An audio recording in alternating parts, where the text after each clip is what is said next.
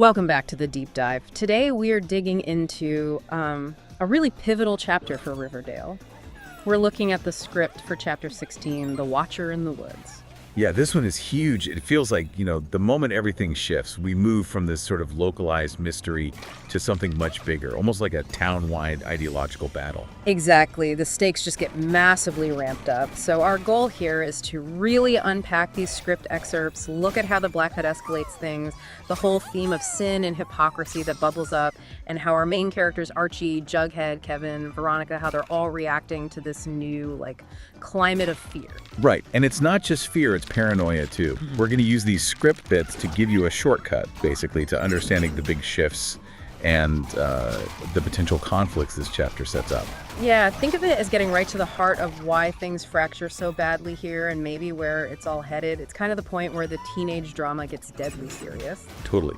And you really can't understand the reactions without first looking at the provocation. So let's start with that attack, the one that makes everyone realize this isn't just random. Okay, yeah. Part 1, the escalation of terror and the Black Hood's manifesto.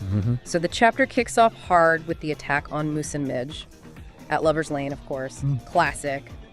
But the details are just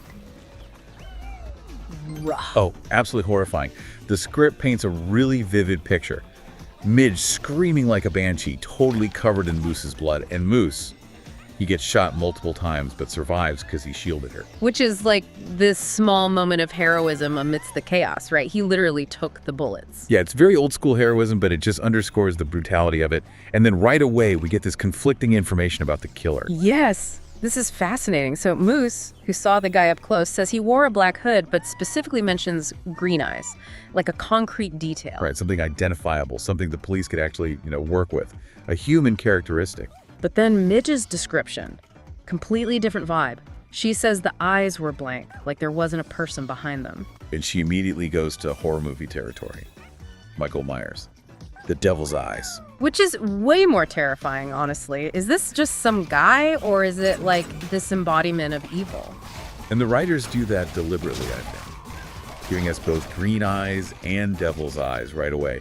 It makes the Black Hood both a person and a symbol.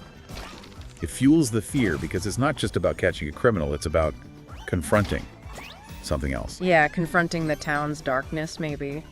And the Black Hood himself doesn't let that ambiguity linger. He sends that letter to Alice Cooper. Ah, the letter. This is the turning point where the violence gets a voice, an ideology. He's not just attacking people, he's making a statement. And he explicitly links the attacks. He takes credit for all 4 shooting Fred Andrews. Who he calls the adulterer. Right, killing Miss Grundy. The child predator. And now shooting Moose and Midge. The drug and sex addicted teenagers. He's defining them by their perceived sins, not their identities. It's this really twisted moral crusade. He says Riverdale is a town of hypocrites, degenerates, criminals, and his whole justification is that his violence is the price for their lies, your secrets, your sins. It's chilling stuff. Yeah. It's basically saying the town brought this on itself. And that sign off. Wow. I am the wolf. You are the flock. This is the bloodletting. I will not stop. It's biblical almost. He's positioning himself as this unstoppable force of judgment. A declaration of war, really, against the town's soul. And this immediately creates that conflict over whether to publish it. Right, the media blackout debate. Sheriff Keller and Mayor McCoy are completely against releasing it. Makes sense, right? Don't cause panic, don't give the guy a platform. Standard procedure, you'd think. Keep things contained, let the police handle it. Deny the killer the attention they clearly want. But Alice Cooper, nope. Journalists first. She argues they have to warn people, that it's their responsibility, so she slaps it right on the front page. Which is such a huge decision. I mean, ethically complex, right? Public safety versus the public's right to know. But in doing that, she basically broadcasts his manifesto.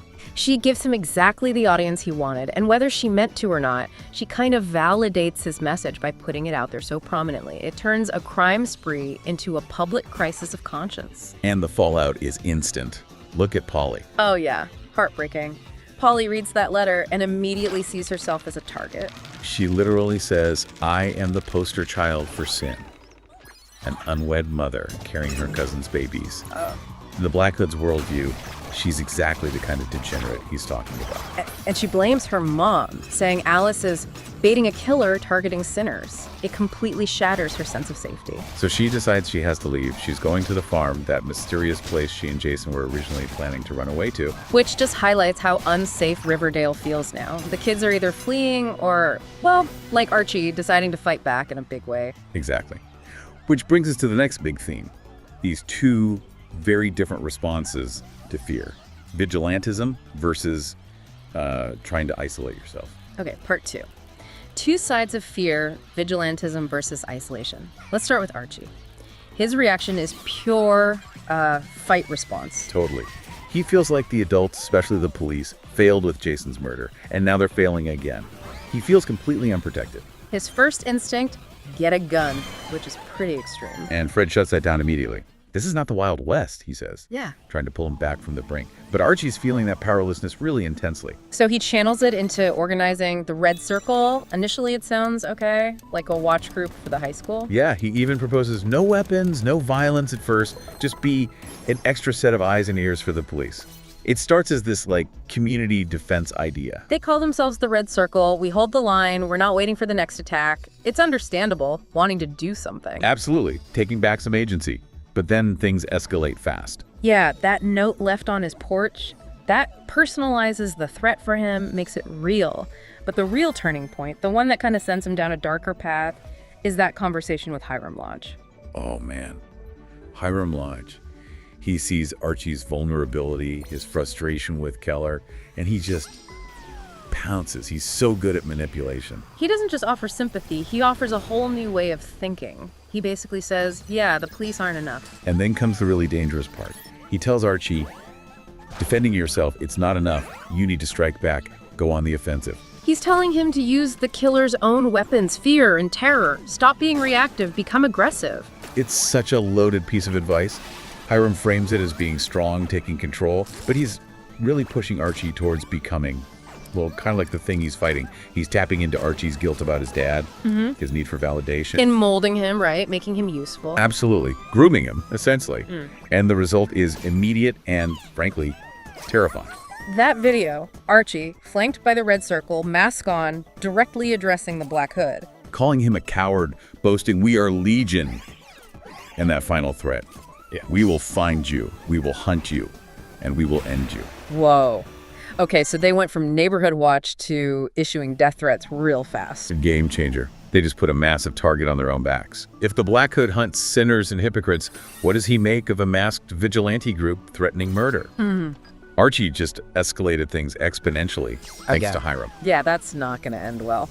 Meanwhile, while Archie's embracing this aggressive vigilantism, Jughead is thrown into the complete opposite situation, sort of forced community at Southside High. Right. Total environmental shift for him. He goes from the relatively safe, almost cozy Riverdale High to this much bleaker reality. Tony Topaz gives him the tour, and it's grim. No Wi-Fi, bathroom stalls with no doors. Zero privacy. And censorship in the school paper. Plus, the immediate introduction of Jingle Jangle. Which Tony called a highly addictive, total gutter drug. It's everywhere. And this is important, right? Because it shows the decay the Black Hood is supposedly fighting. It's not just in his head. The drug problem, the neglect on the South Side. It gives his twisted logic a tiny grain of perceived truth, which makes it more insidious. And then there are the gangs. The ghoulies, drug dealers, rivals, scary rumors. Cannibalism rumors. Always unsettling. Definitely. And the serpents, who are presented more as like a protective unit, a family almost. And Jughead wants absolutely nothing to do with any of it. He insists, "I self-identify as a loner, not a pack animal." He's trying so hard to resist his dad's legacy. He just wants to write, be an observer. But Tony and Sweet Pea basically tell him that's impossible there. You can't be a loner. The ghoulies will target you. You need protection. Survival means belonging. It's a harsh reality check. You need a side. He does find a bit of an outlet, though. Mr. Phillips lets him restart the school paper, the red and black. Strict rules, though. No gangs, no jingle jangle. But he can write about them, so he gets to observe, to analyze, which is his comfort zone. For a little while, anyway. Because reality hits him pretty hard, pretty fast. He shows up later, banged up cuts, bruises. Claims it was his bike, a pothole. Pretty clear the ghoulies got to him. And who steps up? The serpents. They bring him supplies, offer protection, family loyalty, they call it. So much for being a loner. The very thing he tried to avoid is now the thing keeping him safe. It really complicates his whole stance. Forces his hand, basically.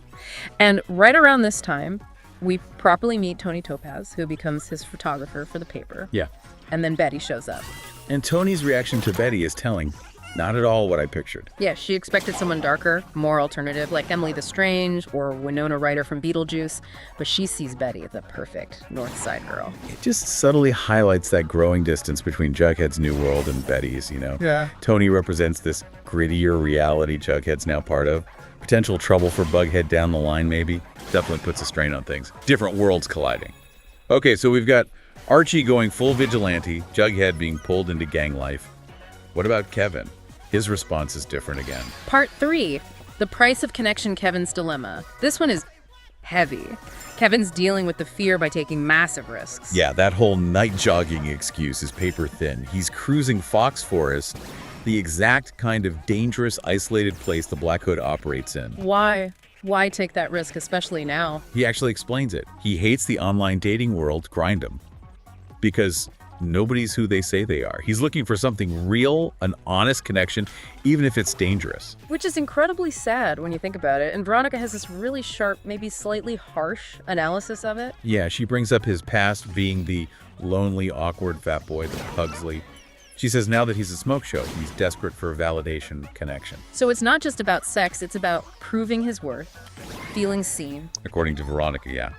He needs that external affirmation. And because Riverdale offers like 0 safe spaces for him to find it openly, he seeks it in the shadows, ignoring the danger because the need is so strong. Wow. And that leads to that incredibly intense argument between him and Betty in the woods. Oh, that scene is powerful. Betty's obviously terrified for him. It's putting him in danger, she says, basically begging him to stop. But Kevin sees it as judgment. He throws her seemingly perfect life back at her pale pink world of milkshakes and first kisses. He feels like she just doesn't understand his reality. And then he really goes for it, calling out her hypocrisy. He brings up Dark Betty, her own exploration of sexuality, her own secrets. Basically saying, you get to explore your darkness privately. Why are you judging me for seeking connection, even if it looks dark to you? Exactly. It's a devastating counterargument. He forces Betty to confront her own privilege and maybe her judgment. And his final lines, they just land so hard. This is what I've got, Betty. Me, these woods. He talks about needing just 10 minutes, even 2 minutes, where he might not feel alone. It's just a raw expression of loneliness. Yeah, it really highlights the isolation he feels in that town. And then, like clockwork, the danger becomes incredibly real. Ugh, that moment. He's waiting, and this guy tries to force him into a car. Get in the damn car, you little tease. It's terrifying. Confirms all of Betty's fears. He was this close to something awful happening. He only gets saved because his dad shows up. Sheriff Keller, tipped off by Betty, or maybe Cheryl.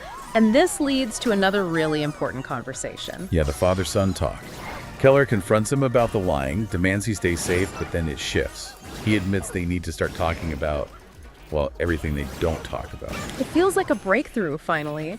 The external threat, the Black Hood, is actually forcing some internal honesty within the Keller family. It's a recurring pattern in this chapter, isn't it? The terror is stripping away the pretense, forcing difficult truths into the light, whether it's about sexuality, family secrets, or, as we see with the lodges, ambition and manipulation. Okay, let's get into that. Part 4, the Lodge Agenda and Hidden Meanings.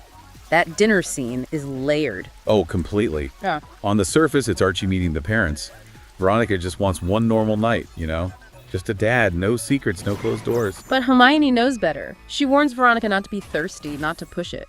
She knows Hiram always has an angle. And that exchange between Veronica and Hermione is so tense. Veronica demands Hermione admit Hiram is dangerous. Say to my face or forever hold your peace. And Hermione just can't. Her silence says everything about Hiram's control over her. It's psychological power, totally. And we see him wield it expertly with Archie in the study. Right. First, the rum. The signature lodge family label. It's like an initiation rite. Setting the stage, asserting dominance. Welcome to my world, kid. Then he lays down the rules about Veronica. No more sneaking into my daughter's bedroom, ever. And never ever hurt Veronica.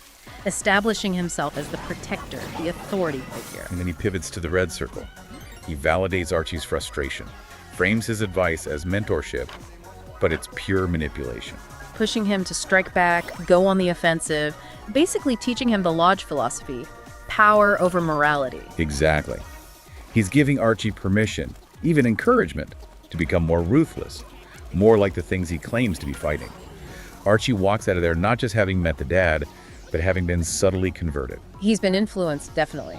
And while Hiram's working on Archie, Veronica is making her own power play with Hermione.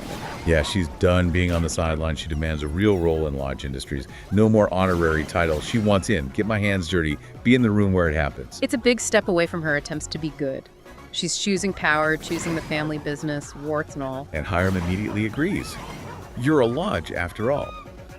He recognizes that same ambition in her, but it sets her on a potentially compromising path, too. It really feels like this chapter is the tipping point for everyone, doesn't it? Every major character makes a choice that pushes them towards a darker, more extreme version of themselves. Absolutely. Innocence is pretty much out the window by the end of this script. Which brings us to wrapping up the key takeaways. Okay, outro time. So, recapping this deep dive into Chapter 16, The Watcher in the Woods. It's clear this is where Riverdale fractures. The Black Hood isn't just a killer anymore, he's a judge declaring war on the town's sins. Right, and that declaration has immediate ripple effects.